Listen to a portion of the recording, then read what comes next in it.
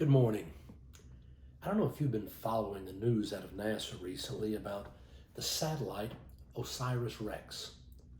It's an incredible satellite that blasted off back on September the 8th, 2016. Now think about that. September the 8th, 2016. It has now flown 200 million miles, all the way to this asteroid known as Bennu. The asteroid Bennu is very small, really. It's only 1,700 feet wide. When you stop and think about that, 1,700 feet wide. It's basically kind of the shape of a top, like a top that would be spinning around like a toy. And it is estimated that Bennu is over 1 billion years old. That it was a part of the original creation of the universe. And this small asteroid has what they would consider pure particles, its creation of its surface, and they felt that if they could get a sample of the surface, it could help them to understand back to the beginning of creation. And so we put together this project. NASA blasted it off. It took 2.5 years for the satellite to get there. And it got there actually in 2018, about December. And when they got there, they thought it was going to be a smooth, sandy surface for them to go down and get the sample. But once they got there and they could see it really up close, it was very rocky. Lots of boulders everywhere. So they stayed in this incredibly small orbit around this asteroid for a year, mapping the entire surface down to within just a few inches of the entire surface, so they could choose a place for it to land. So after all that effort, they then were ready just a couple of weeks ago to bring OSIRIS-REx down to land for just a moment to get a sample and then to blast back off.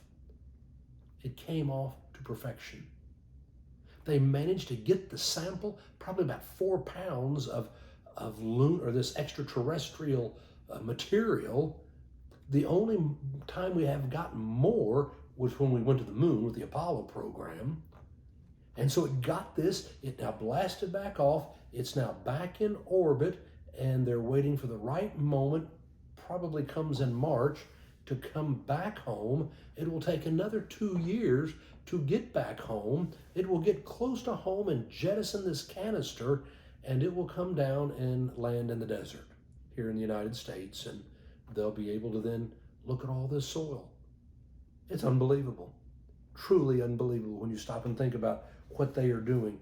I love the statement. It said asteroids are time capsules floating in space that can provide formal record of the birth of the solar system. Okay, you stop and think about this. 200 million miles. Flying more than 2.5 years to get there. And then it's going to be coming back. I love sometimes to stop and look at the heavens, to look at the moon, to look at the stars, the enormity of the universe. And you think of how long it still takes for us to be able to explore and get back.